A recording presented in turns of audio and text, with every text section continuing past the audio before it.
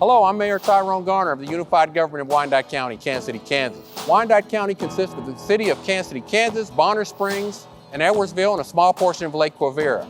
We want to welcome you, and on behalf of the great people that call Wyandotte County home, we want to say thank you for seeing Kansas City and the Kansas City metro area as a community of choice, because together we make Kansas City great.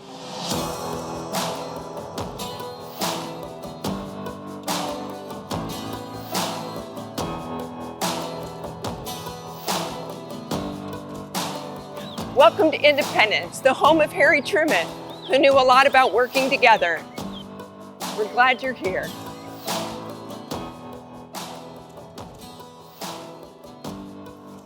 From Johnson County, Kansas, west of the state line, welcome to the Kansas City region. Johnson County is thriving because we're part of a thriving metropolitan region. We appreciate that our economy doesn't stop at our border, and that the air that we breathe and the water that we drink doesn't stop at our preordained jurisdictional boundaries. We rise and fall together, and it's so important that we work together towards regional interests.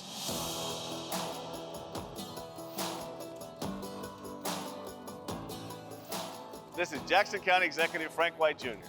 Welcome MARC partners to Jackson County, home of the largest park system in Missouri. Whether we're honoring freedom, justice, and courage here at Leon M. Jordan Memorial Park, or creating safer fields to slide into home plate, Jackson County is building a better, more equitable community for all.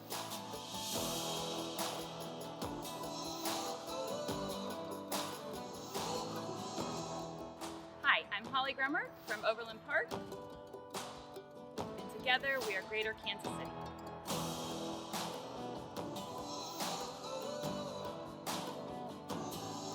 Welcome to Lee Summit. We're happy you're here. We're proud to be part of the Kansas City region. We're definitely stronger working together.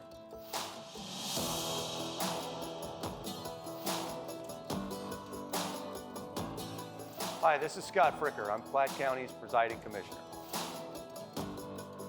On behalf of Platte County and the entire Northland, I'd like to welcome you all to this year's Regional Assembly. And here's to another year of positive change for everyone in the MARC region.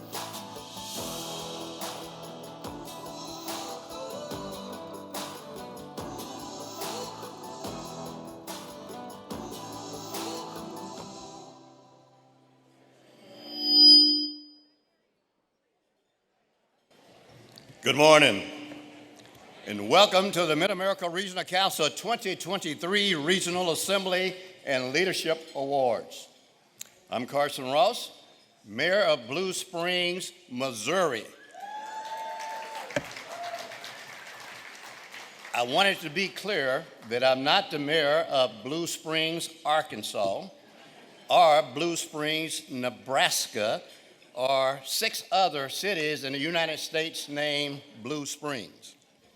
You're looking at the premier mayor in a city called Blue Springs, a city on the move and on the right track. At this time, on behalf of the board members, I'm honored to officially welcome you to today's event. As you know, this is a regional event, and we have people here from across the 9-county MARC region. While we represent different communities, we all come together through MARC to serve our residents and the region. I'm proud to be here today, and it's a pleasure to welcome you all. Today's program will highlight great progress we made together over the past year. We'll hear from keynote speakers who have roots in this region and expertise in bringing together government and communities. We also present the 2023 Regional Leadership Awards. These awards honor those who demonstrate excellence in leadership in advancing the success of the Kansas City region. No doubt you will be inspired by their amazing accomplishments. Let's take a moment to recognize the organizations that sponsored tables for this event. Please join me in thanking them for helping make today's assembly a success.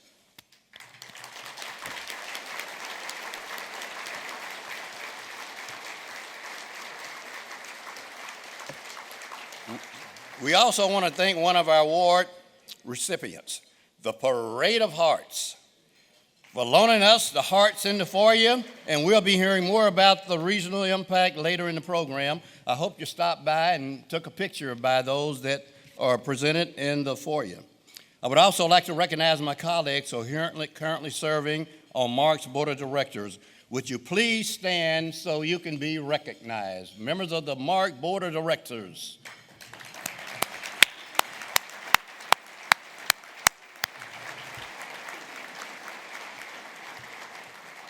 Thank you for your service. Finally, I want to thank everyone in this room for working together to make Kansas City a great region. The work we do together through MARC is important and makes a difference. Now, please enjoy your lunch. Our program will begin in 15 minutes.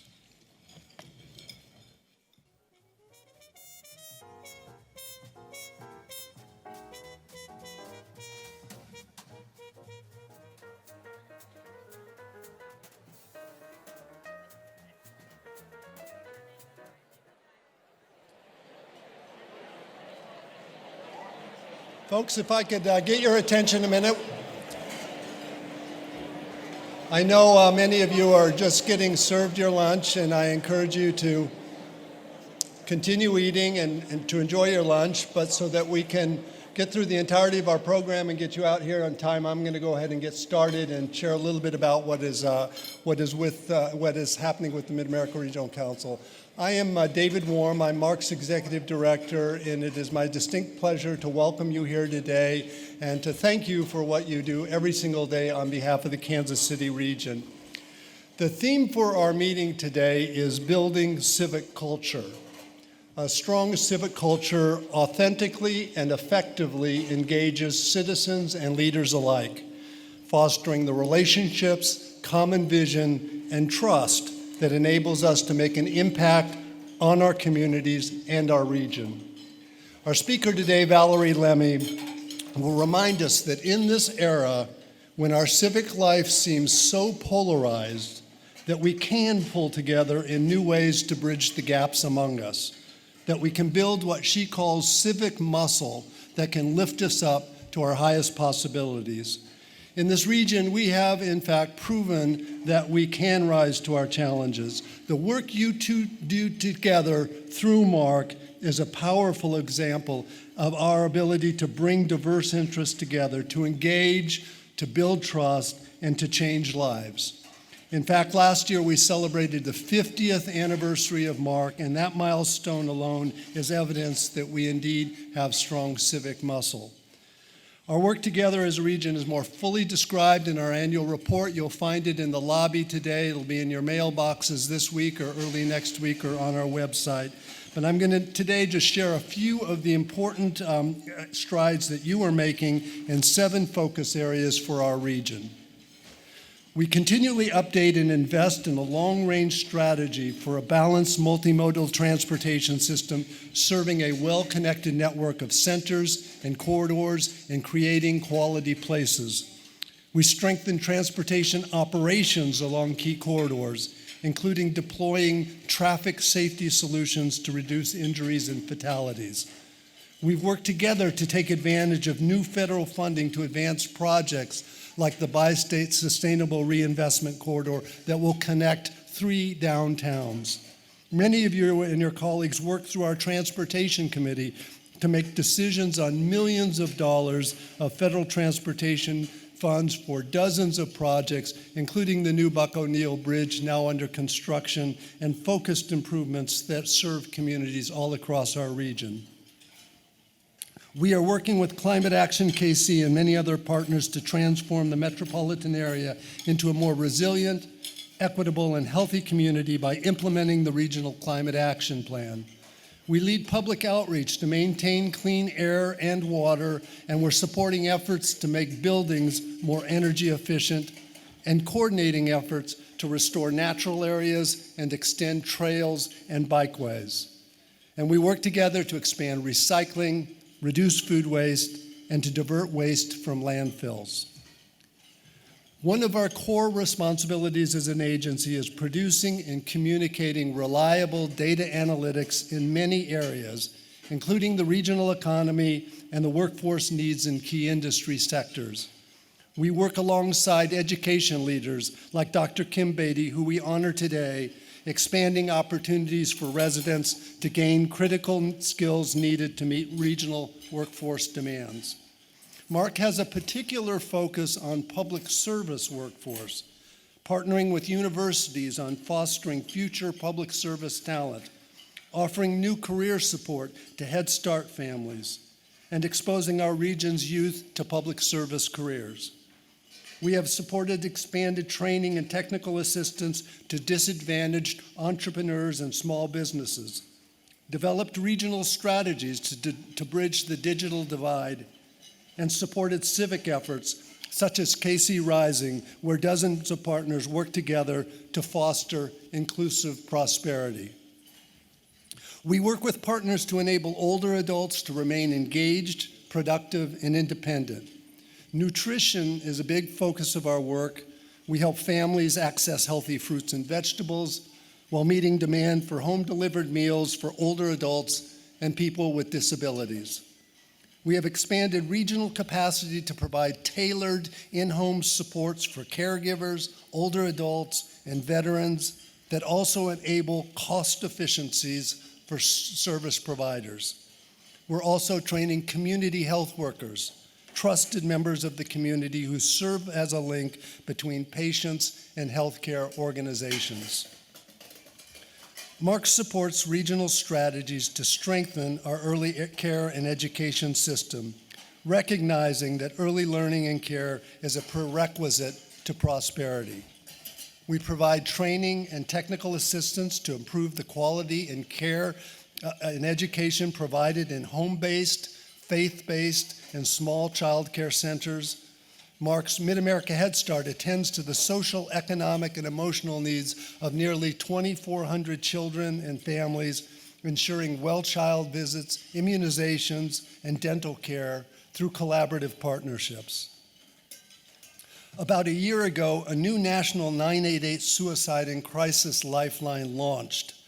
MARC is working with mental health and law enforcement partners to implement a shared system of consistent mobile response.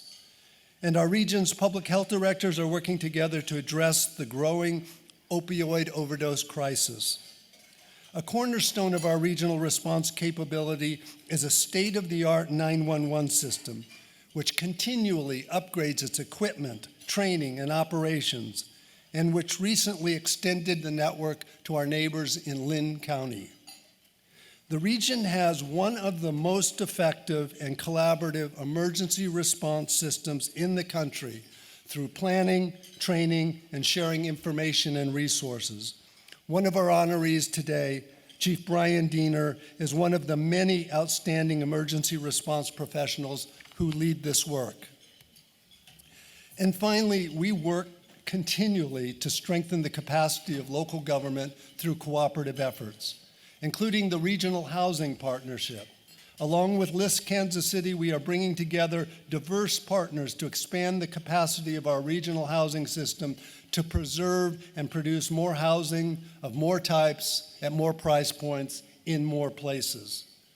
In cooperation with the City of Kansas City, earlier this week, the partnership announced KC Housing Locator, a new regional service that offers landlords a no-cost way to advertise properties and helps renters find housing and resources to suit their needs. MARC's Government Training Institute provides high-quality training for public employees and decision makers. And we support important forums such as the Managers Roundtable and First Suburbs Coalition to enable local leaders to collaborate more effectively. We facilitate sub-regional cooperation on common regional issues, such as a partnership of Eastern Jackson County cities working on shared solutions to shared challenges. And we helped dozens of cities participate in the extraordinary Parade of Hearts, one of our honorees today. We are also recognizing George Guastello today for his important role in advancing Union Station as a singular source of pride for our region, enabled by the Metropolitan Culture District, which MARC has supported since its inception. As I conclude, I want to make a couple of points about all of these efforts. First, this is your work. These outcomes are possible because you use MARC as a platform to achieve mutual goals, to make cooperative decisions, to co-deliver solutions. Everything we do at MARC is fueled by the energy and ambition of the people in this room. And your work together is essential. You are leading the process of engaging our regional community to build a foundation of public trust and to improve the lives of people and places we serve.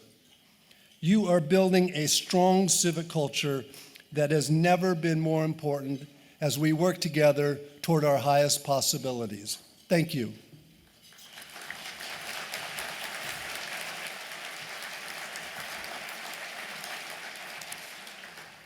And now it's my distinct pleasure to introduce our keynote speaker, Valerie Lemmy. We worked in coordination with the Kansas City Public Library to bring Valerie here today. Thank you, John Herron and Carrie Coogan. Valerie gave a public lecture last night on preserving democracy that was simply exceptional. Valerie is not a stranger to this part of the country. She was educated at the University of Missouri and Washington University, and she launched her career with the city of Kansas City and went on to serve as the city manager for the cities of Petersburg, Virginia, and Dayton and Cincinnati, Ohio. In addition to roles in higher education, she also served as a public utility commissioner for the state of Ohio. An adept strategic thinker with more than 35 years of experience in solving public problems, Valerie joined the Kettering Foundation in 2014, where she serves as Director of Exploratory Research. She has also served on numerous local, federal, and international boards and commissions. She's a published author and noted speaker on democratic, civic engagement, social equity, and governance. Please help me welcome Valerie Lemmy.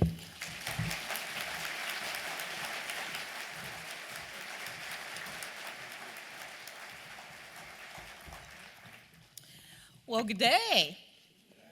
It's nice to see you. You guys are doing a lot of good work here. How do you feel about that? Remember, I'm sitting at the table with Mayor Carson Ross, so I've got all kinds of enthusiasm behind me on my presentation today. First of all, I'd like to thank David for the opportunity to return to the city where I began my professional career. My appreciation to you and your outstanding team, Kristen Johnson-Wagner, Lauren Palmer, and all the other people who were kind enough to check on me, help follow me around, and as one said, kind of be my advance man. So I am very appreciative of your graciousness and care to make sure that my travel to Kansas City went well. Before I begin my remarks, I want to recognize the importance of the First Nations relationship to this location and show our respect and appreciation to the traditional stewards of this land. I recognize there are more than 98 indigenous tribes represented in this region. I want to encourage us to learn more about the history of indigenous populations, explore, acknowledge, honor, and make visible their contributions, and create opportunities where appropriate to work with them to address the problems they face in ways that advance democracy and community well-being.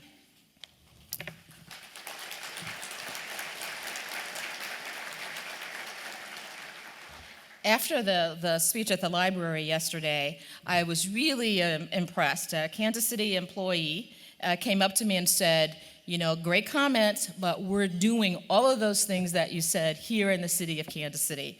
And I can't tell you that wasn't a better way to return this region than to hear that all of the good work that was going on when I was here as a very young kid continues to go on, and that you continue to be the place of innovation, best practices, and good government. As a city manager for the lion's share of my career, I will tell you it is the good government work that was done here. I'm from St. Louis originally, that made me an absolute believer that the best run cities are those that have professional management who work absolutely in coordination and alignment with their elected officials. So good job, all of you in the region, for the outstanding work you're doing. I also want to give thanks to those who gave me my first opportunity to serve the public all those years ago when I was hired as the director of what was called the Integrated Services System, the city's first foray into the application of technology for social services. And I hope that many of you will recognize these names and know and remember, because some have passed away, how strongly they supported young people like me in those days. Samela Gates and Jim Threet are at the top of the list of those who most influenced my career. They were patient, understanding, supportive, demanding, and amazing teachers. To this list, I must add Councilwoman Joanne Collins, Alvin Brooks, Bob Kipp, and the staff of the Urban Affairs Department. I was wet behind the ears, and each and every one of them contributed to my political awareness, professional success, and personal well-being. They have been my North Star throughout my career. They inspired me to achieve what Aristotle said was your golden mean, to be my best self. And I want to thank them for that. And I hope some of you know them. The mayor said he knew Alvin Brooks and James Threet, so they really were stellars and ought to be in our history books when we talk about the contributions that people make, not only to their community, but to the development of future generations. But on to a conversation about engagement, trust building, and community involvement. We live in the best of times. You folks have new airport, world champion football team, a strong regional economy, innovating funding for low-income housing, a reputation for good government, and as you know, the list went on. David highlighted much of that in his comments earlier. But we also live in the worst of times. Political polarization and legislative gridlock, especially nationally, states preempting local laws and ordinances, legislative efforts to increase minority rule through gerrymandering, voter suppression, and limits on citizen ballot initiatives, sanctioned violence against people of color. Fannie Lou Hamer said in 1960, and hopefully those of you in this audience know that she was a civil rights pioneer from the state of Mississippi, said that very statement in 1960. I dare say that we have similar troubles and problems here today in 2023. And with all of that going on, you still have to deliver public services. Wow. Alice said to the Red Queen, it takes all the running you can do just to stay in the same place. If you want to get somewhere else, you must run twice as fast as that. And I am sure that's what your work in elected and appointed politics must feel like here in this important region. That you have a lot of work to do. There are lots of challenges and issues all the time, and yet you still are asked to do one more thing. And the one thing that I'm asking you to do is to really support democracy in a way that engages people, everyday people, in the life and breath of the cities and counties in which they live. I have spent all of my adult life in service to the community, beginning as the director of ISS, and certainly now as the chair of the Ohio Civil Rights Commission, and board member of a variety of community and national organizations, including our Dayton Foundation. I follow in the footsteps of my grandparents and my parents and every other American who fought against Jim Crow and apartheid. As a country, we have struggled with our worst instincts and better angels. Every generation has experienced and survived threats to democracy and come out stronger. I'm confident that we will do the same this time. The difference, however, will be the relationship between government and the public. In the past, much of that was led by government. I believe going forward, it will be led by a team that includes government and the people. Democratic civic engagement and the co-production of public goods is the research terminology that we use to talk about this phenomenon, but it's everyday people coming together and working with government to solve shared community problems. It's adopting practices that engage citizens in public work, if you will, the work of government, the work of governing. And it gives them substantive responsibilities, not just to ask their advice or opinion, but it gives them the responsibility to do tasks that are related to and relevant to what they can contribute to the work of making our community stronger. And this work is important because it is through work that we build public trust. It is through work together that we build relationships. Restore public trust, then, building relationships that support shared work, creating community ownership of the wicked problems that we face. So for people to be a part of what happens in their life, just like all of us, we want to influence and be a part of what happens in our lives. We don't just want things to happen to us. So this involves the sort of set of practices that includes naming and framing and deliberating on public problems, identifying community resources to address those problems, finding common ground upon which to work, which often seems to be the most difficult task for us all to do, but finding a way to get along, even when we have differences of opinion, sometimes very strong differences of opinion, but we all have something in common.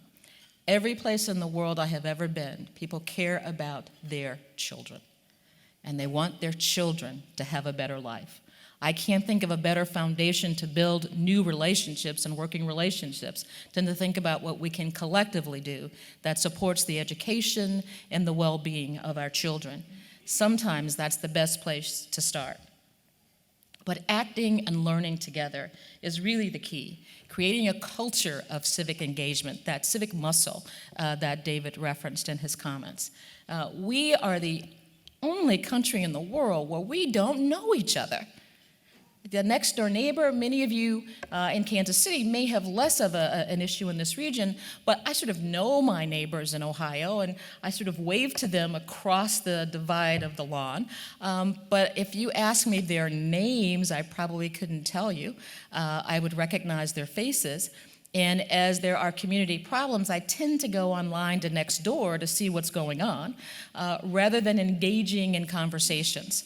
And you don't fix community problems from a distance. You fix them by working together. You don't build relationships on the internet of substance and of quality and of shared sort of energy and enthusiasm. You do that in person.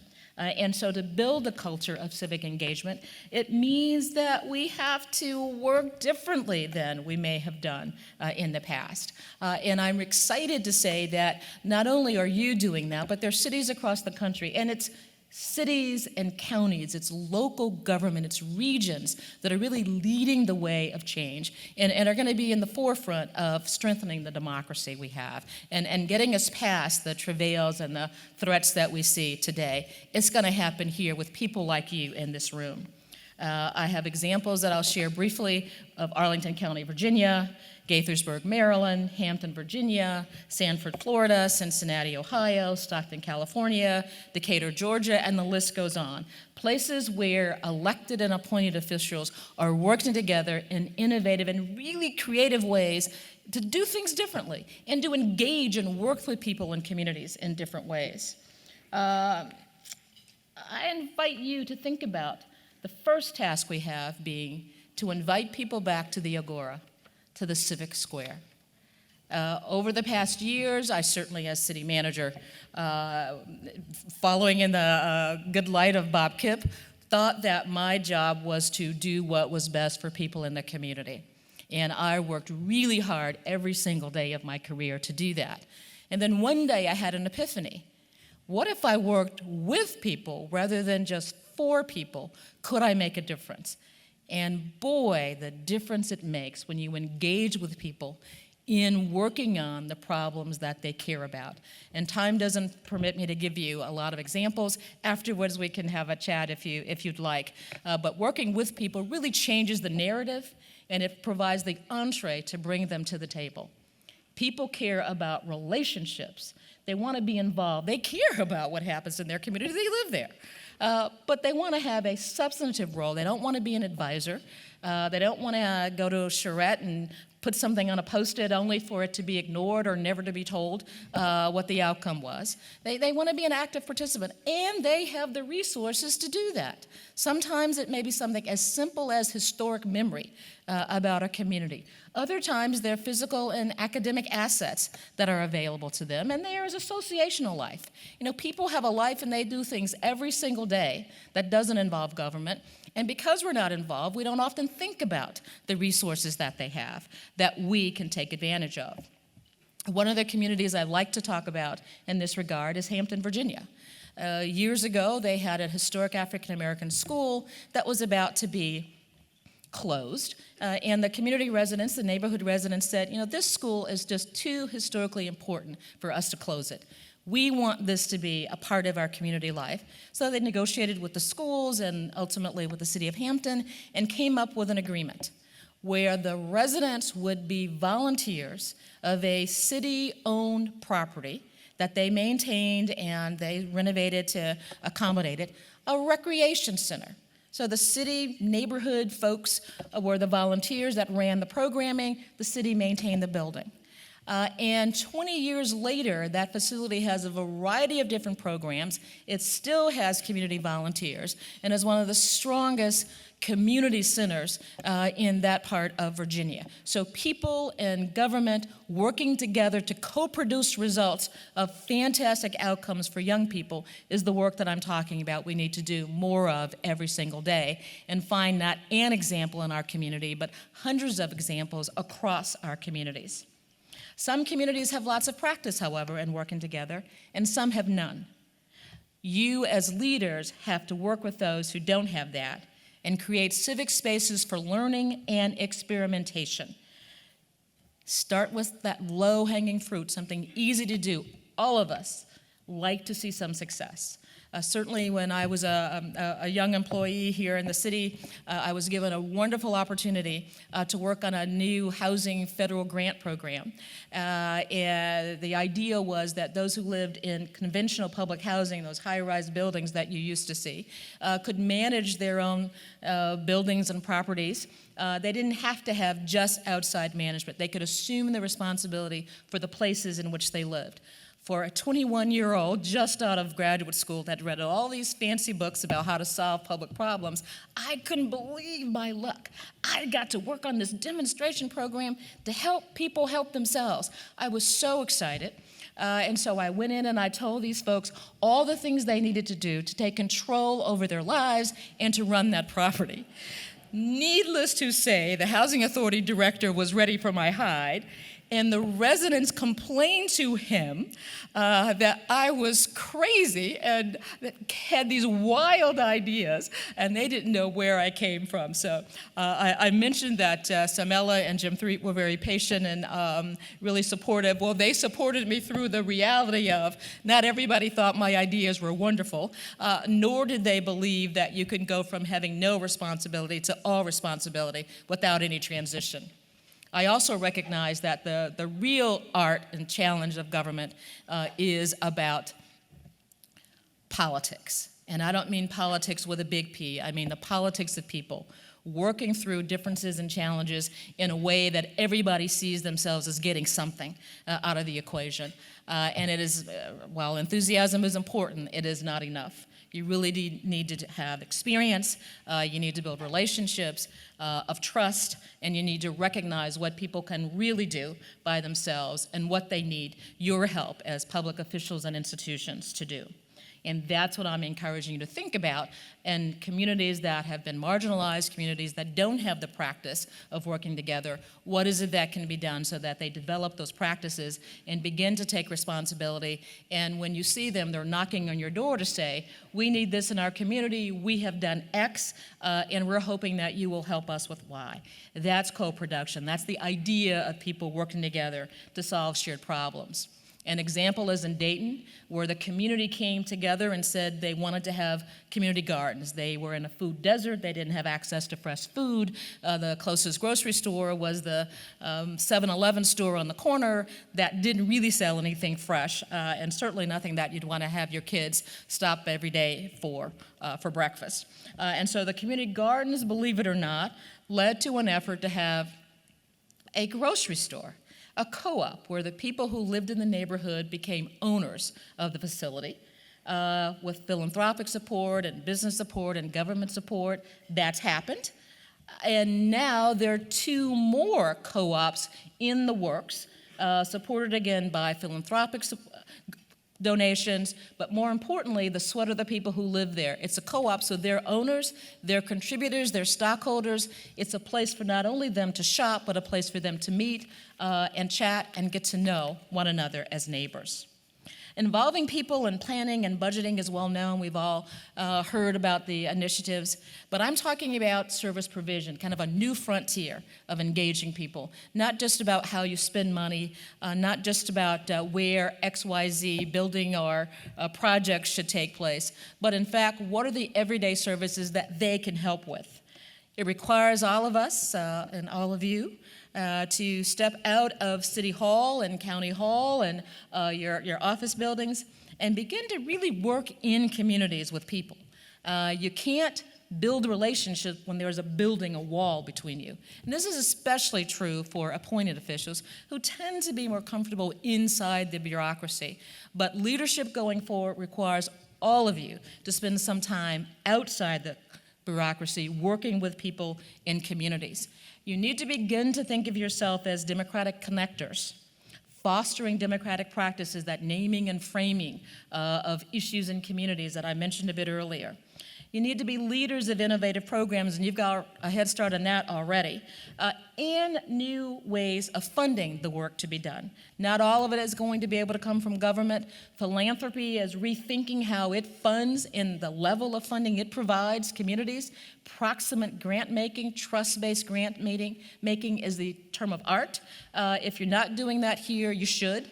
I was first introduced to foundations in my work here, so I suspect you're probably leading in that as well. But proximate grant making is where foundations support the work already being done by communities, not tasking communities to take on a project that is of interest to a particular foundation. It means advancing belonging, especially for marginalized communities and the multi-ethnic and multicultural communities that are developing in all of our cities and counties. It requires fundamentally a realignment of professional routines to the way citizens and communities work. And I will tell you another short story about, we in bureaucracies, whether we know it or not, we use a certain language. There's a jargon that we all know and we all understand. And once as a city manager, I was negotiating a labor contract. I think I saw uniforms of firefighters and thought we had an agreement, called a press conference, had the mayor and council ready to go. They knew the city's position, so they were supportive. And at that moment, the head of the firefighters union came in and said, "We're at an impasse, we can't sign." Needless to say, not only was I embarrassed, but I thought we really had a deal. And I said, what happened? We need to talk. So we did a sidebar. And he did not understand some of the bureaucratic language we had used in the agreement. Words that we used every day to describe what we were doing were not words that he and the firefighters used every day to describe it. And so I learned an important lesson. Words are so important. And when we are working in communities, when we're working with our own staff, we have to use words in the way that everyday people do so that there's an everyday understanding of what happened. When that was clarified, we went on, the agreement was signed, and life went on. But I learned to be very clear about the language and the words I use. And even today, I try to be clear. At the foundation, we struggle with how people are beginning to weaponize words such that we don't have a shared meaning anymore about what things are. And we debate whether or not we stand firm. And if it says equity, that's what we mean. If it says inclusion, that's what we mean. And we're not going to allow it to be weaponized because otherwise folks won't know what we're talking about. And those words are important because that's what we want to achieve. So I struggle with that as a researcher at a foundation. I suspect you probably struggle with that too. And I would love to know what your outcome is on that, because to the extent that you concede and allow it to be weaponized, you start to lose the language that people have to communicate with you what you want to happen. And so they're frustrated thinking it's not a priority for you, and you're frustrated because they don't understand the substitute words that you have used to try to describe the work that you're doing. People find what they have in common to build on as the best way of getting started. And a couple examples I want to share quickly, as I know I need to wind down. And that's thinking of uniquely aligned partners, maybe folks that don't normally talk to one another and folks we don't normally see as coming together. But finding that common ground, and one place is on gun safety. Police unions like that. I have 2 sons that are police officers. My husband was a police officer, police chief. My 3 brother-in-laws are also in public safety. One's retired, one's highway patrol. So I tend to know a little bit about policing, and they want to be safe, and they don't want bad guys to have guns. Well, guess who else doesn't want bad guys to have guns? Civil rights organizations, community-based organizations, and others. Wow, what about exploring a coalition of those historically unlike groups, finding a common ground that they can work together on to solve a shared community problem of safety? It's also thinking about how we talk about communities. When we talk about policing, it rather implies somebody going in to stop something, as opposed to creating safe communities. We've been working with Falcon Heights, Minnesota, where they really designed a system where the community is defining safety and the institution does its role. So police officers, are the weapons, and they certainly enforce the law. But the community is a partner in that, not just a bystander. And so having communities partner in the definition of safety and understanding safety with police, with fire, with other organizations can make a huge difference. As importantly, they see a role for themselves other than as a victim. And that's probably the most important way that thinking of the role of people in a community as a co-producer is that they can help keep themselves safe. It's not a job for outsiders who don't live in their community alone. It is a job for everyone to keep communities safe. Ohio mayors and school superintendents are working together to create programs that provide exposure and experiences for young people to recognize what it means to be a democratic citizen. Democracy is not just about voting, it's about taking responsibility for the civic life of your community. It's being a part of what happens. And if our young people don't understand that, number one, democracy won't mean very much, and to them it won't be something worth saving. And number two, they won't recognize their responsibility to contribute to the quality of life of their community. Both of those are frightening aspects to me. I hope they are to you as well. It's about creating community collaboratives, experimenting with innovative ideas, and one of the things I've liked over the years as I've talked with David, all the exciting things and innovative things that you're willing to do here. You're really willing to step outside the box and try something new, and that's what this work is all about. That's what I'm advocating. Most regions are not like yours, willing to do that. Experiment, innovate, and then scale what works. That's the key, scale what works. I mentioned the proximate grant making to community-based organizations, venture capital investments, and civic infrastructure. Local governments are venture capitalists in many ways for business work, job creation. Let's make the same kinds of investment in civic infrastructure, because without that, we're not going to be very effective in attracting new businesses to town, creating those jobs, and it's going to be tough for businesses to expand without a strong civic factor, without good, fun things to do in a community where people feel safe and their kids are going to get a good education. It's about building learning laboratories of capacity building on civics. Civic fellows, recognize those community volunteers. Government was my full-time job, and I am appreciative of that opportunity. But people in community, that's not their full-time job. And how can we recognize and support their work such that they can spend the time that's needed to do that? So civic fellows, where you recognize, identify, train, develop, maybe send them to the Kettering Foundation in Ohio as a resident fellow, but where they learn and receive some money for that kind of work. Cincinnati has done a lot of that through philanthropy, and I urge you to take a look at giving a stipend of $15,000, $20,000, $30,000 to a civics fellow, one of those volunteers that you all know you have in your community, but for them, life would not be as well. Think about network programs, and Leadership Quest in Richmond, Virginia is an example of pairing the business community, the civic community, and the resident community, the everyday people I keep talking about, together in a program where they learn from one another and they work to build a civic project, work to solve a community problem. It results in lasting relationships. It removes this notion of people not knowing one another and thinking of someone else of a different economic class or a different part of town as the other. And then lastly, move your sister city relationship from cultural exchanges to economic and best practice exchanges. I'm sure your sister cities are doing some exciting and dynamic things as well outside of the cultural issues, outside of the entertainment issues. How can you learn and grow with them and develop a new set of community partners? So in closing, engage people through deliberative forums, citizen assemblies, citizen juries, and community collaboratives. If you don't know what those are, just give me a call. I'll be glad to talk to you about them. Use local experts to help. And yet your library really is a wonderful resource because they know what all those things mean, as an example, and can tell you who leads those in this country. I can too. Library, Centers for Civic Life. You've got great university, junior colleges here in this region. Take advantage of their Centers for Civic Life, the places that are designed to work in communities to solve problems with the residents of those communities. And think about your associational life.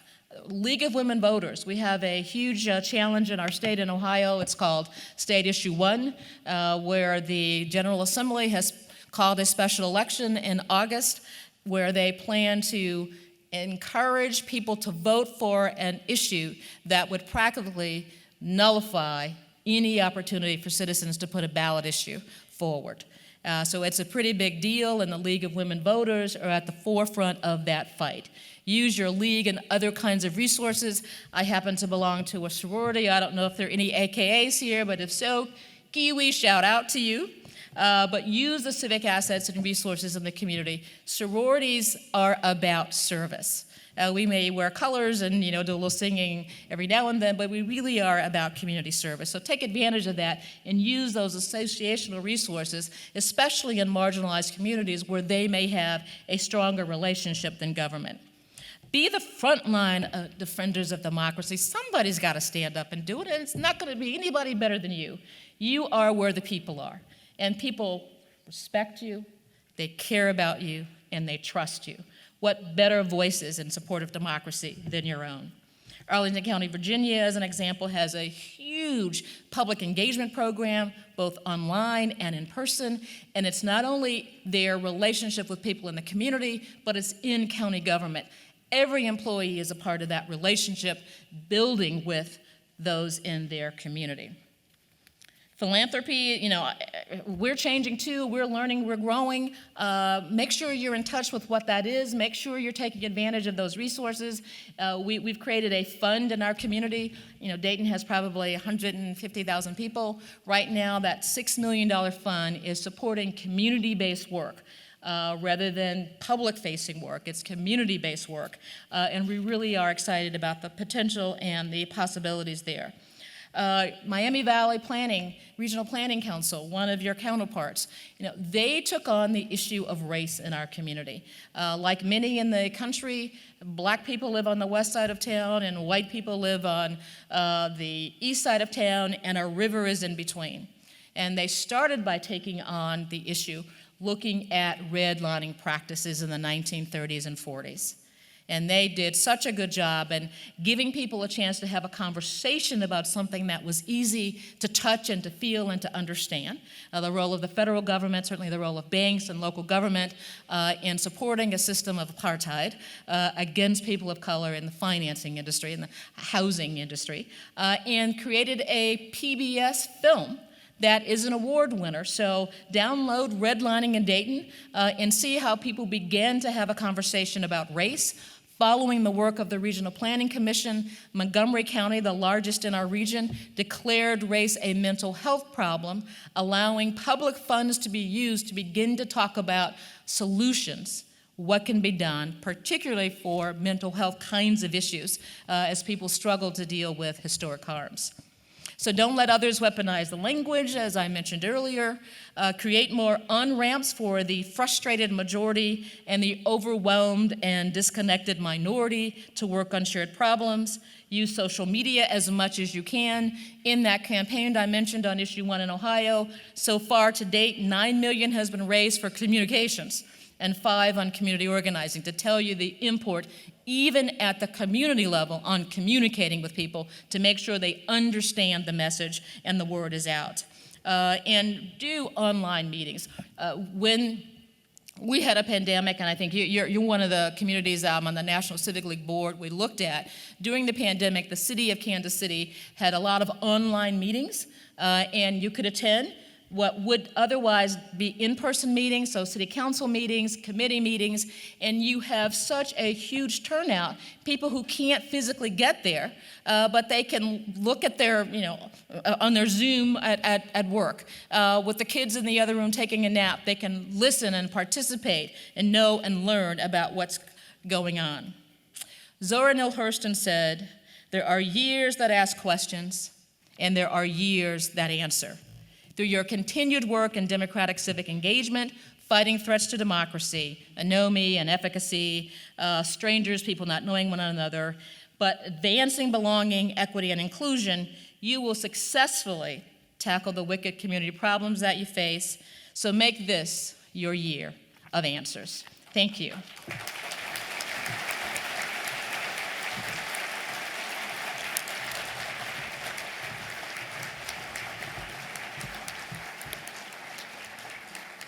Thank you, Valerie. Solving community problems together and building a better future for our children sounds a lot like the mission of the Mid-America Regional Council. So please join me in thanking Valerie Lemmy once more.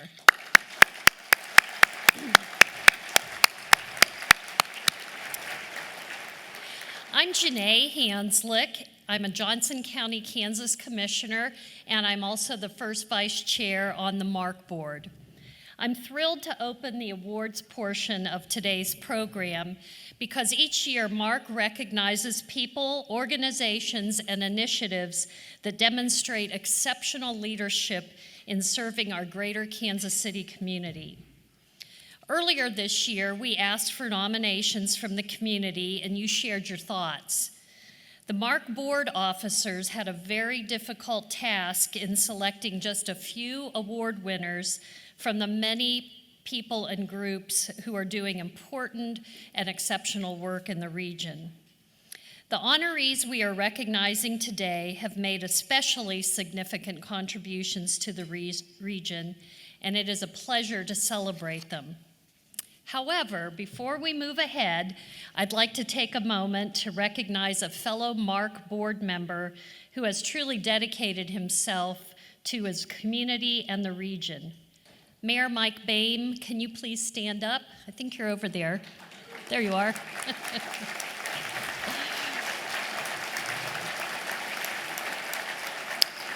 Mayor Boehm recently announced that he will not seek re-election after serving for 20 years as the mayor of Lenexa. He was appointed to the role in 2003 and has won 5 subsequent elections, the longest serving mayor in Lenexa history. For his entire tenure, Mayor Boehm served as an example of positive civic leadership.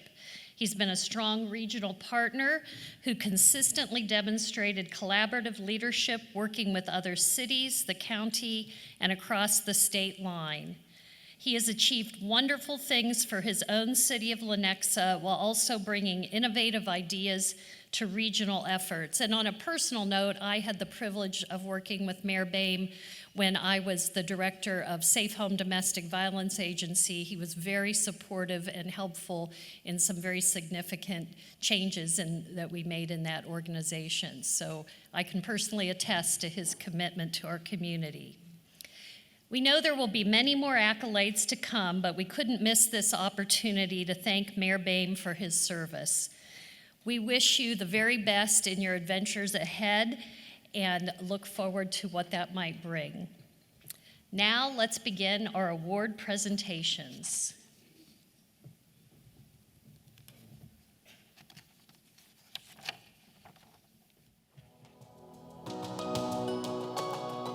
Working closely with him, there's just this quiet strength and presence about Chief Diener. I think he's an epitome of servant leadership. He worked as a firefighter in the street, rescuing people from fires and trying to save their lives. That if he could tell stories that he was most proud of, it would be those. He's just one of those people with that natural leadership ability. It's how he's always carried himself. You can learn leadership, but I truly think he's one of those people who was born with it. So Merriam, that would be our fourth merger from a historical perspective. Merriam was looking for advanced life support. We had that to offer, that we could benefit not having to pay another fire department to run our northern tip of Overland Park. The city of Merriam was able to reduce some of the expenses of having a one-station fire department and able to join an organization that had the other training, prevention, administration. Had all of those things that, they didn't have to pay for twice. I've known Chief Diener for over 30 years. He was instrumental in assisting us in contracting for fire services in the northern end of Miami County when Johnson County Fire District 2 ceased as being a response agency. If we did not have this agreement, the citizens in that part of the county would be a Class 10 for the ISO, which increases your insurance rates dramatically. The citizens, regardless of where you live, they expect to see first responders. That's law enforcement, fire service, as well as emergency medical services. And so we provide that through our sheriff's department and through our EMS system, but we did not have that fire protection. He said, we can help, here's how we can help, here's what we expect. But he laid a fair expectation down. Here's what you do, here's what we do, and we're gonna meet that agreement. I think it's gonna go on for another 5 years. So what sparked it is we're in a pickle. Part of our fire district merger, there was a piece of ground that no one really got to very quickly. We needed 3 acres. We had some land on the campus of Blue Valley Southwest. They built a beautiful fire station out there. And then in turn, they've agreed to a 15-year agreement to host and help create our fire science program that we are in year 2 of implementation of. It's for students who potentially could be interested in being an EMT or a firefighter. They're taught by staff members here at the fire department. They love it. Our students love coming over here. They're treated like professionals. They like the nature of it. It's very hands-on, it's interactive. It just makes sense to them. They can see what it looks like as a career. So one of the things that a lot of people may or may not know is that Chief Diener has been the fire service representative to SAFE, which is the Surviving Spouse and Family Endowment through the Kansas City Crime Commission. And so I think that just shows what kind of a servant leader and what kind of service he tries to give back to the community. Every call that we go on has a little piece of some of Chief Diener's work. So Brian was responsible for our card access system, the regional tagging system, to where we would know what every apparatus was and what capabilities it had, and the personnel who were on it, all of their qualifications. Our city place fire, where we had 52 fire trucks, including Kansas City, Kansas, Lawrence, and all of Johnson County. I think, as the commander, the reason that went well is because we talked the same language, we had the right radio systems, and we worked regionally and collaboratively with the Heart of America, Johnson County Fire Chiefs, and those kinds of things. The city place, I think, is a good example where, whether you know it or not, the grind of regional collaboration does pay off in big ways at events that have yet to come. Collaboration is hard. It's exhausting. It is not easy work, but it's important. If you're going to play in that arena, if you're going to be a regional leader in various things, you need to participate. It's easy to stay in your own backyard and create things and accomplish things because you have more control over it. Trying to apply that in other areas can be very frustrating and difficult, but it doesn't mean you shy away from it.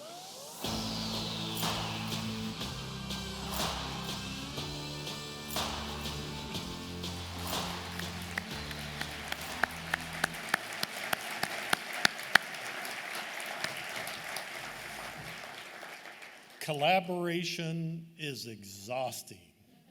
I think that David, needs to be our theme for next year's MARC meeting, because it is. And this room is full of people who are exhausted in making Kansas City region a better place. So hello, I'm Kurt Skoog. I'm the mayor of Overland Park, Kansas. First responders in our region are better prepared today thanks to the leadership and vision of Chief Brian Diener. Throughout his career with the Overland Park Fire Department, he has proven his steadfast dedication to public service. As you heard in the video, he was critical in bringing innovative solutions to regional challenges. I just want to reemphasize 4 mergers of fire departments. Talk about exhausted. Chief Diener, thank you for coming out of your retirement to attend the event today, and thank you for your dedication to keeping our communities safe.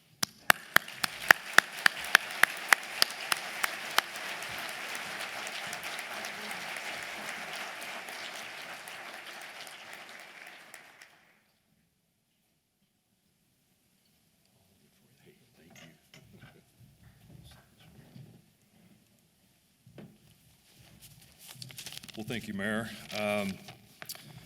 My family and I would like to thank the MARC board, the MARC staff, all the individuals who contributed to the video. It is an honor and greatly appreciated. I have many others to thank who were stakeholders in this recognition as well. As a department director, my mission to build, plan, protect a community with public investment requires many relationships. I've been truly blessed along the way to build and learn to appreciate these relationships. First off, with the city managers, John Nockbar, last year's winner, Bill Ebel, Christy Stallings, Lori Luther, city manager Miriam Phil Lammers and Chris Engel, and then at the county of Johnson County, Penny Postoke and Maury Thompson. These professionals helped me calculate the value of what we're coming up with to the political risks so that we can market, communicate, and endorse the idea to our elected officials.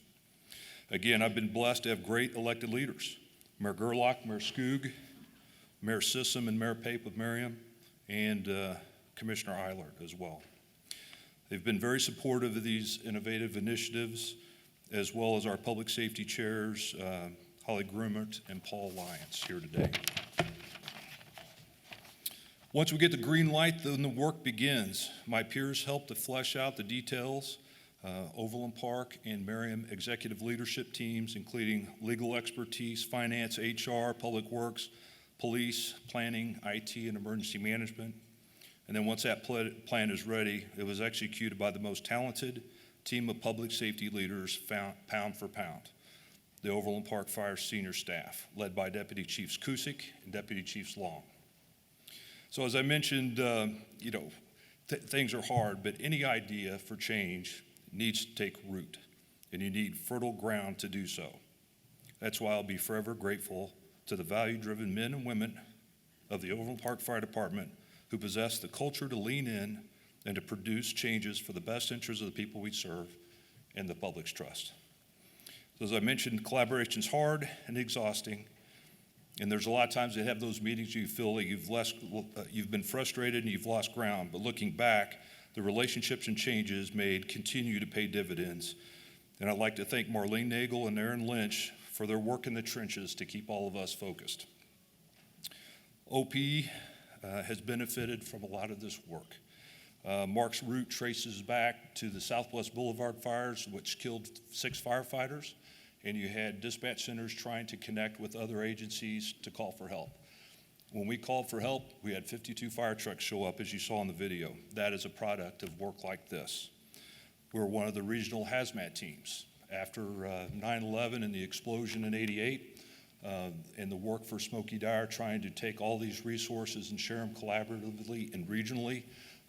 That is a product of work here, of the work that goes on here as well. The list goes on with multi-casualty incidents, mass prophylaxis, and hospital polling systems. But I really look forward to the progress the people in this room will continue to make us better in the region and improve the public's trust. Thank you all very much.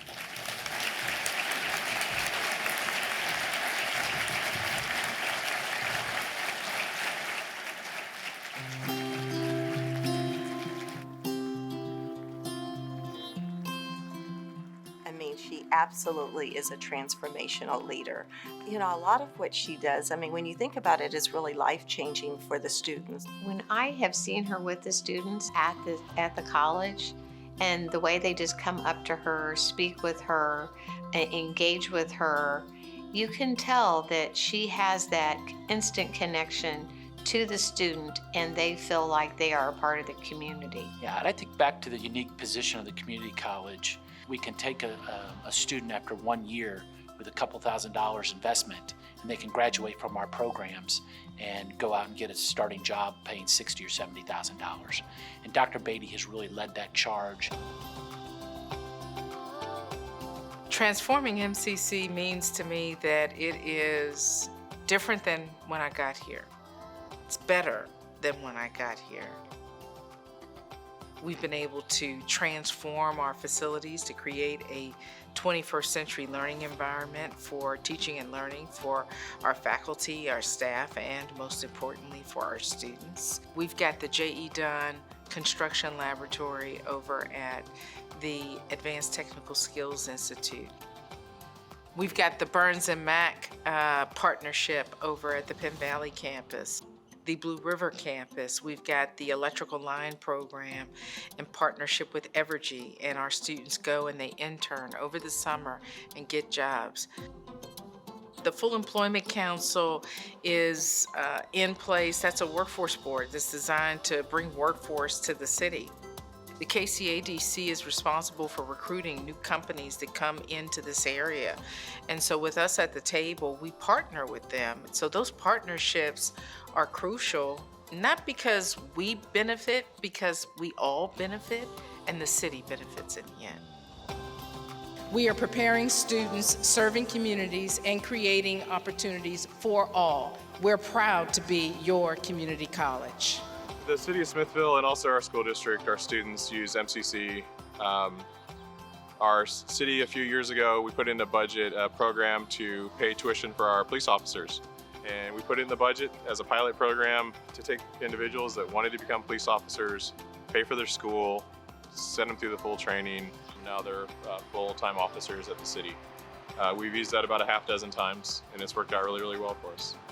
So Dr. Beatty, from a leadership standpoint, she's able to be at 50,000 feet, but she's also able to drill down when we need to deal with things like credentialing, when we need to deal with contracting. And so that's made a real big difference having Dr. Beatty as our chancellor. From a strategic standpoint, she's helped kind of set the strategic direction, which I think was lacking at the community college.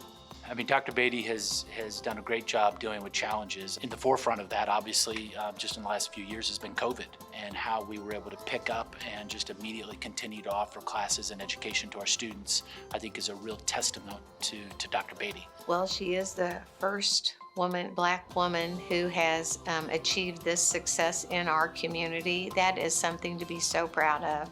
And for all women, of color or not of color, that is something that we women really need to embrace and celebrate more often, because it just doesn't happen enough. This is big, what she's done for MCC, but when you think about how that translates itself into the community and to the region in general, it's absolutely amazing. It really is. Something to really be proud about.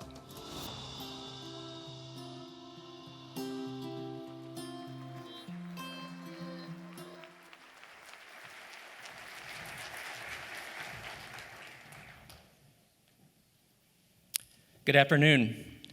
My name is Bethel Lopez. I serve as the Mayor Pro Tem for the City of Lee Summit, Missouri. It is my honor to introduce Dr. Kimberly Beatty. As you heard in the video, She is opening the doors of opportunity for so many across the region while strengthening the communities and the economy. Dr. Beatty is a major asset to the region and literally wrote the book on transformative leadership. Dr. Beatty, thank you for your efforts to ensure the residents in the Kansas City region have access to the highest education possible. Please help me in welcoming Dr. Kimberly Beatty for the award.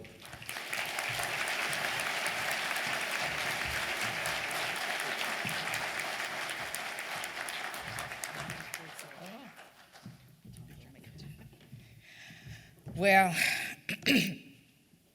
when I got the email that I was getting this award, I told my husband, I said, oh my God, they're awarding me. And I was surprised because I do this because it's what I think is best to do. I do this because it's what we should do. But I don't do it alone. I've got two great trustees and a trustee board. You saw Trustee Skaggs in the video, who allow me and let me go. They give us a vision and they allow me to go and make it happen. I want my table, the team. I would not be able to do this, stand up please, if it was not for the great team that makes it happen.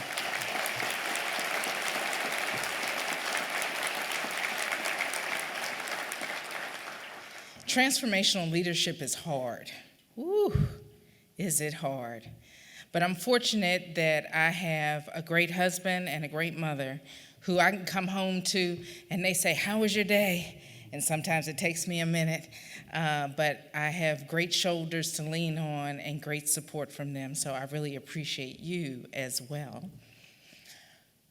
There's so much work to do, and we've accomplished so much as a college. And, you know, I came to Kansas City 6 years ago, almost to the day, and I said, boy, this city is so bright, and I could see, I never would have imagined living in Kansas City.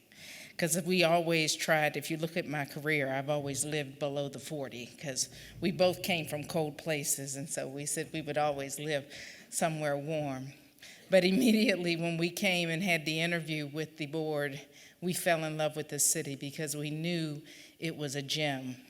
And I knew MCC was a gem. And I'm just so glad I was able to dust it off a little bit more for it to shine and support the city.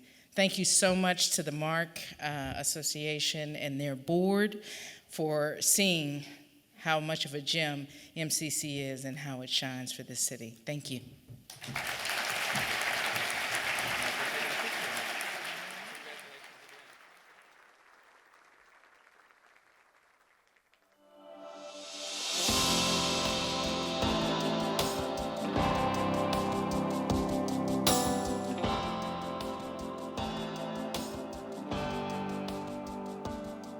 My heart brings forward just the emotions that one would feel just spending a day and a night in Kansas City.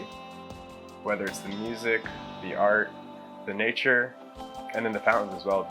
At its very essence, the Parade of Hearts, it embodies what collectivism can look like, what diversity can look like, what creating unique experiences and having people meet at certain points where they wouldn't otherwise meet. Well, if you think about COVID and the pandemic, we needed the Parade of Hearts. We needed this coming together, this opportunity to to get back to having experiences. There are people to this day that are still just now starting to feel comfortable getting out, just now starting to travel. And this was a great transition for them. This helped bring people out in what they felt was a safe way.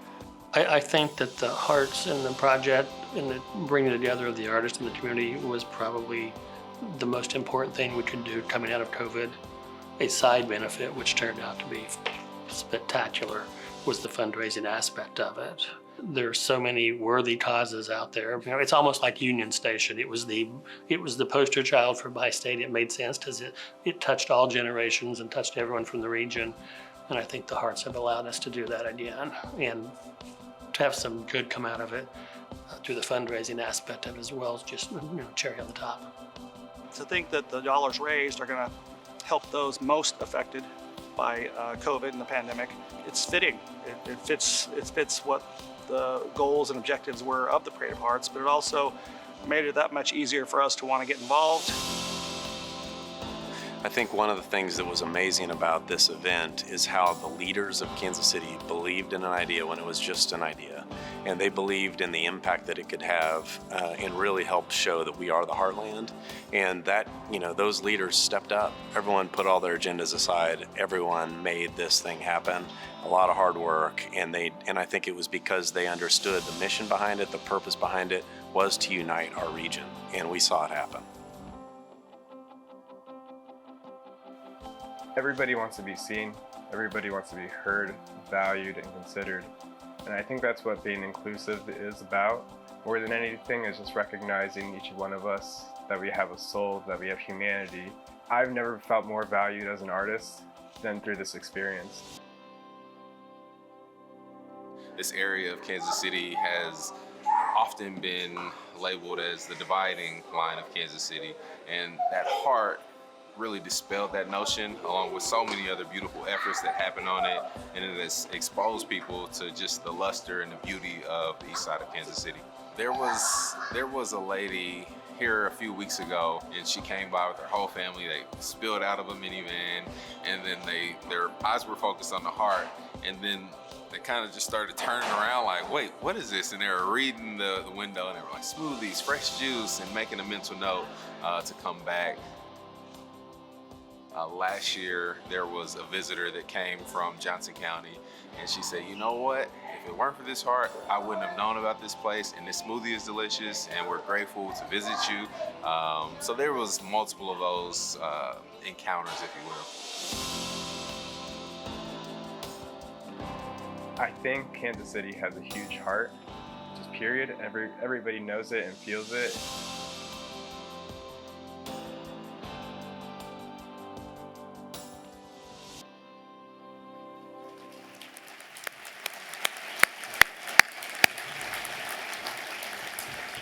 Good afternoon. I'm Michael Boehm, the mayor of the city of Lenexa, and I'm going to go off script. I'm checking with Kristen, but I can't come up here and have a microphone in front of me and not acknowledge David and Janae and Carson and the board and all the staff and co-elected officials and Commerce Bank for allowing me the last 20 years to participate in the region. So thank you for the acknowledgement.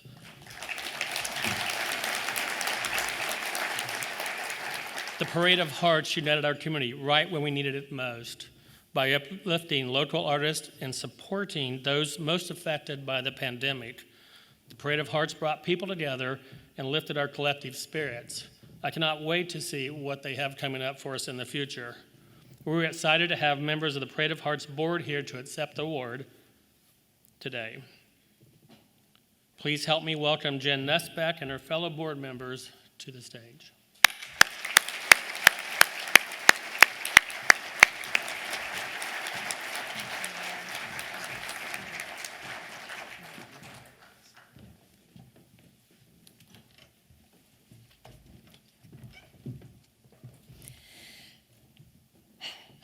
I have to take a deep breath after that video. Wow. Mayor, thank you. Mayor Baird, Mayor Boehm, David Amaron, Chris Good, and the MARC team. What a beautiful video showcasing Parade of Hearts. We also would like to congratulate Dr. Beatty, Chief Diener, and George Costello. Thank you for your dedication and commitment to improving and elevating our communities. On behalf of these incredible leaders standing up here with me, we would also like to thank the MARC Board of Directors for this incredible recognition. We set out on this crazy fun adventure, navigating through the pandemic, and at times civil unrest. Our communities were fragmented. And I would say that Tucker said it so eloquently, that our mission was to bring people together, unite our region, and support some amazing organizations and charities that are doing really amazing work, but on top of it, showing up every day, especially during a pandemic. We, as Parade of Hearts, we may be board members, but really the true storytellers are our local artists. And they continue to deliver powerful and heartfelt messages through these one-of-a-kind pieces of heart art. The heart goes back to the early 1920s when our railroad workers at Union Station were handing out heart lapel pins to those visiting Kansas City.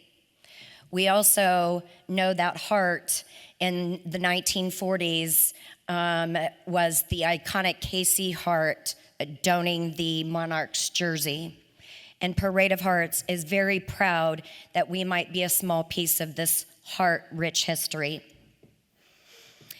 Last year, we had 156 hearts, 2 states, in 31 cities, and over 1.5 million people checked into the hearts, raising nearly $2.5 million supporting those beneficiaries. And we have very high expectations of delivering significant financial support to our beneficiaries in the years to come. We wish we had more time to tell stories such as Chris Good mentioned, but just a couple of highlights. We know there was a young child, part of the field trip, and he said to his teacher, as she shared with us, "I feel the love. I don't want to ever lose this feeling." And then to the Johnson County lady that came down to visit 30th and Truce for the first time of her 30 years of living in the area, and she said, "Wow, this place is beautiful. I would not have come here otherwise had it not been for the heart. I have really been missing out." This leadership award recognizes the Parade of Hearts as a whole. It is a big tribe of dedicated leaders. Not only our board of directors, but our staff, our committee members, family, friends, and all those that dedicated their time, efforts, and talent to make this happen. And many of you sitting in this room helped make this philanthropic public art exhibit come to life for the Kansas City region. As the great Maya Angelou said, "When people teach us who they are, believe them."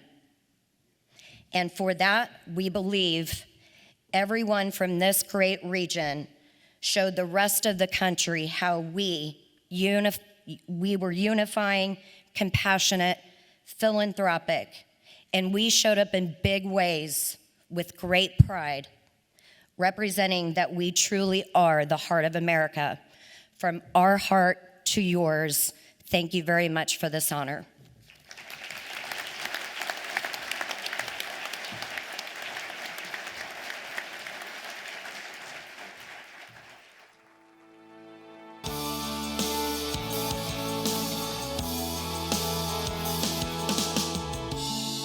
We needed a visionary, and George is a visionary. If he is anything, he is a visionary in history.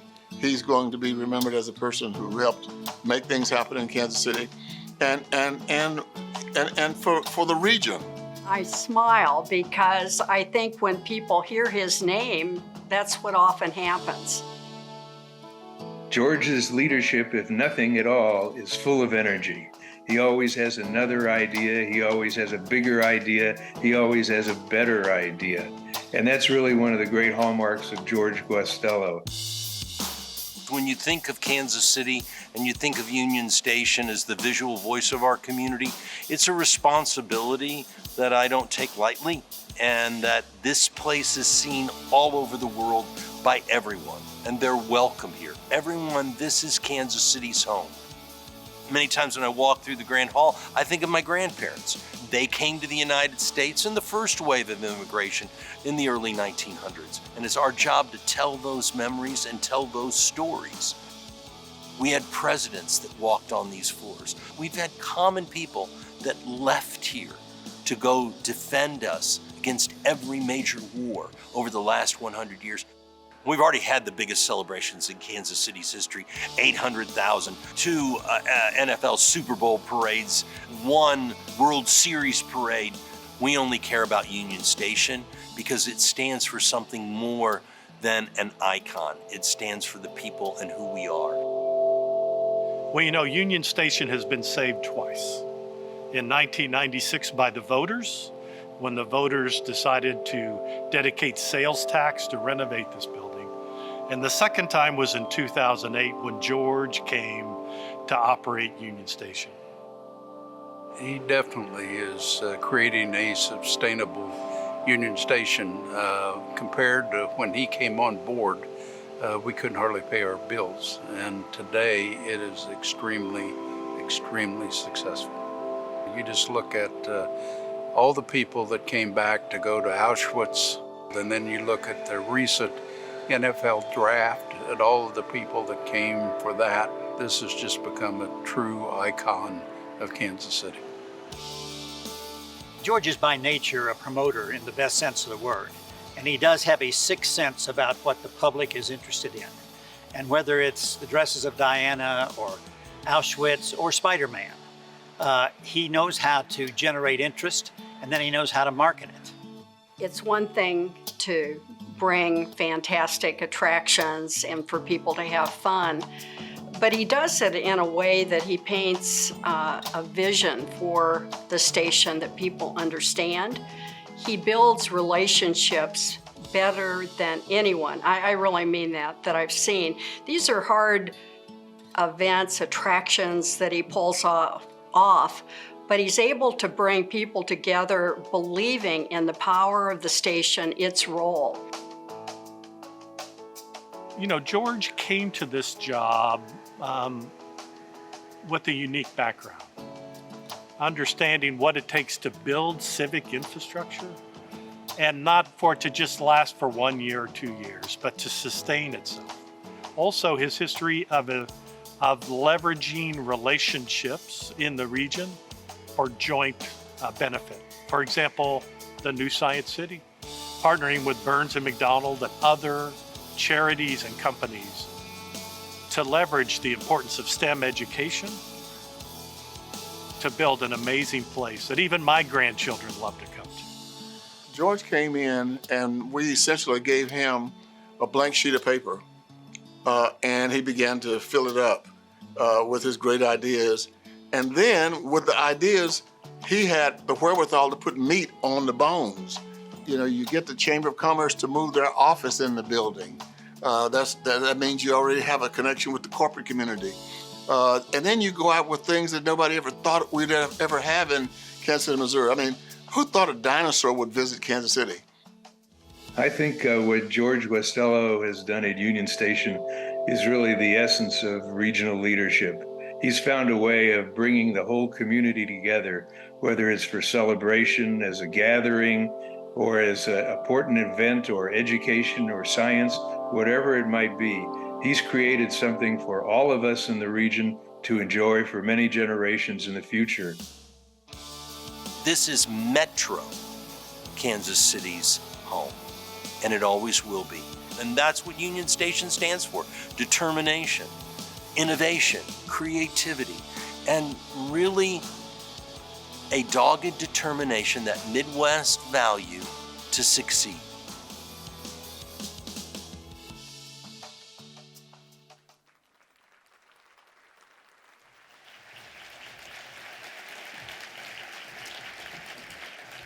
My name is Quentin Lucas, and I have the honor of serving as the mayor of Kansas City, Missouri.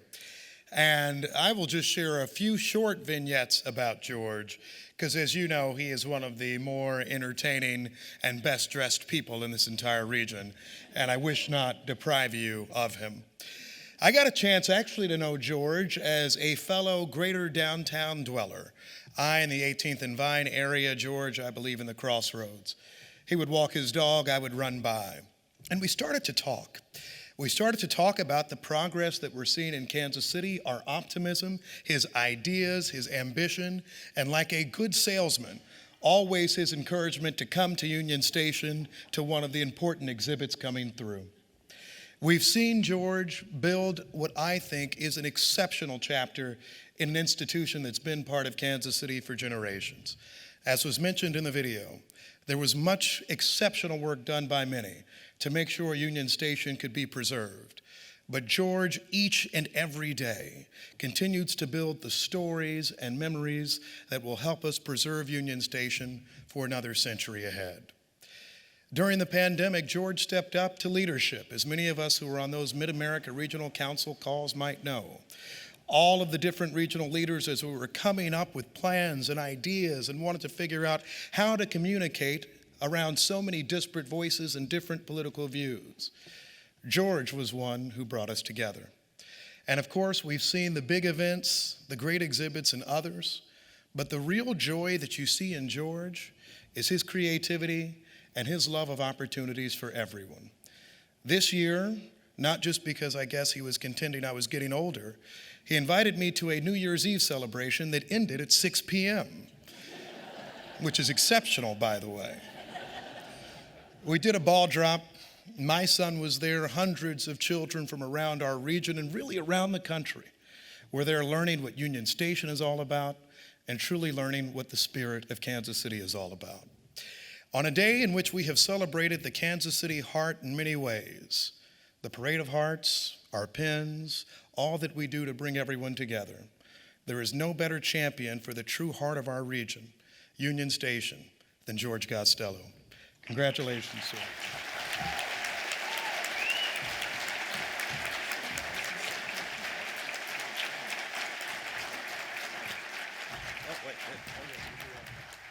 Piece of wood. Where's the? Oh, that's over here. I'll get it back. There you go. Thank you so much. I'm right here.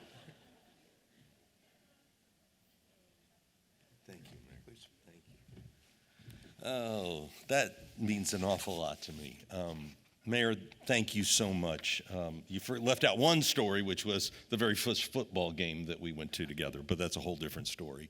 But Mayor, whenever I'm on the stage with you, I always realize how old I am, how out of shape I am, and how unarticulate I am. But to come from you means an awful lot, and I wish my teeth were brighter. Just checking, but you don't have hair for a newsman. Just telling you. I have to stay on script because the only thing that's keeping you from the bathroom and happy hour at Pierpont's, where we get 10%, which is right across the street, and you get free parking, okay? So you just stay right here, all right? I'm sorry I'm off script, but just hold it just a little bit longer.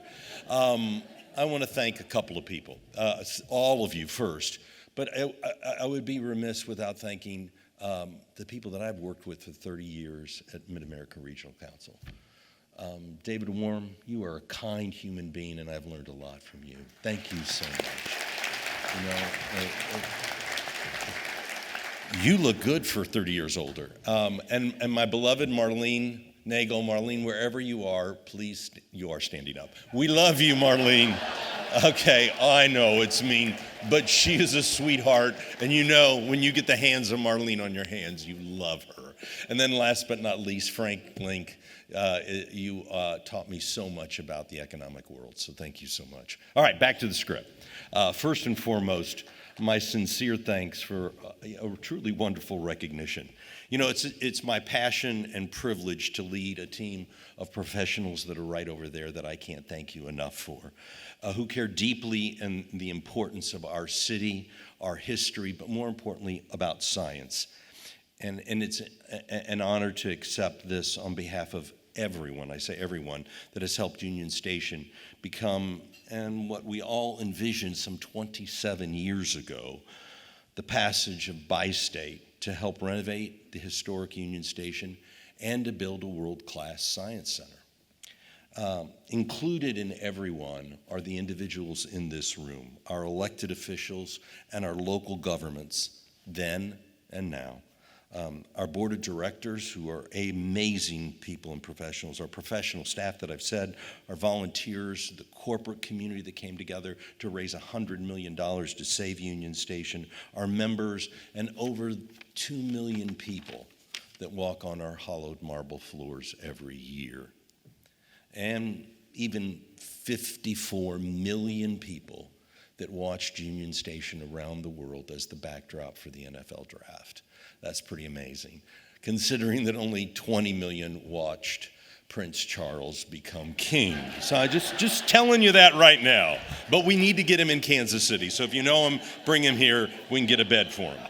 And all of you have contributed unquestionably to become Union Station as the icon, but most importantly, the visual voice of our community.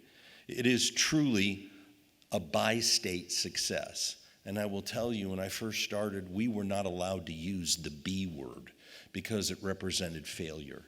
And now we can say it with great pride, and everybody is really pretty proud of it. So Union Station has always been about the long vision.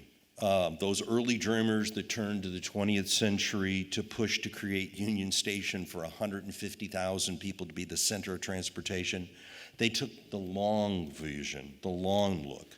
And that paid off for our region, and we're seeing it today. Again, then a new vision was needed for our beloved Union Station that sat decaying for decades, that became our black eye. And our entire community, our government, our civic, our corporate, our philanthropic world, all the private leaders, they all came together to plant the seed and prepare our grand monument for the next century. And after a few, let me tell you, tough years of bankruptcy, we emerged, and we emerged stronger. And as that, it has become our dynamic success. So the bi-state means something, and it means something good. As the success of Union Station has grown, so has the success of our entire community. And I say entire community, and vice versa. In other words, we came together in a very real and remarkable way that is our collective unity, and that is our advantage that makes us so much better. A long vision that we have will continue taking our region to new successes and will necessarily involve the Grand Lady, our Union Station. A national recognition that Union Station enjoys will continue serving our essential voice of who we are and what we stand for. And considering our great metro area for living, schooling, working, investing, and growing businesses. That's what we're all about. That's what everyone in this room is about. And that's what Union Station stands for. So in closing, let me get to the latch page. There you go. I'm humbled, right? I'm very humbled. That's just say it over and over again, Mayor. We're all humbled by all the kind things you said and everyone on that screen said, especially some of the wonderful mentors that I've had over my life. And to have Pete Levy say a word, who was one of the original leaders of Mid-America Regional Council, means an awful lot to me, and I wish he was here today because he gave me the chance. I need to thank my family. I have my brothers and sisters here, and they represent my family so much. And my two children, of course, they live in the East Coast. They had a reason to get out of the orange sky and came to Kansas City, so I thank them for coming from the East Coast and being with us. Obviously, New York does not have a Mid-America Regional Council to clean their air. Just telling you. And an amazing group of lifelong employees and associates that I'm really lucky to be with.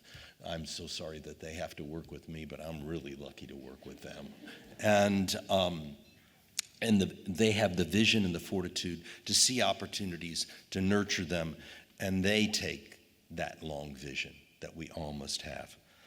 But all that's important to the strength of our community to ensure it remains regionally viable and unique. Union Station only survives because of our historic leadership. Mayor, you're not historic yet. The unity around a common cause, a belief in each other. But now the real question is, I leave all of you as leaders of our community. What's next? What's next? Not only for Union Station, but for our entire community. Something great is right around the corner, and you'll be part of that leadership, and you'll be part of that vision, and we'll be able to look back and say, job well done. So on behalf of my entire team and the grand lady across the street in Pierpont that has great happy hour starting right now, thank you so much, and may Kansas City continue to shine. I appreciate it very much. Thank you.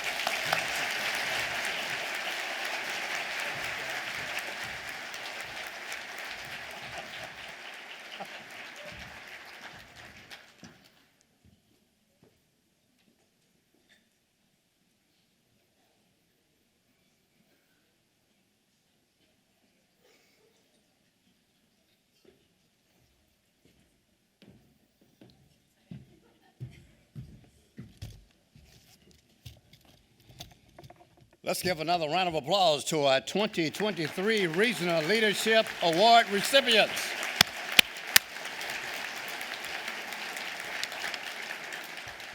That's our show for today. We hope to see you again here next year. I trust that you will go out and have a blessed rest of the day and weekend.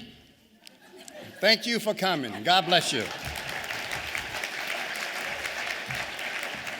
I know one thing's for sure,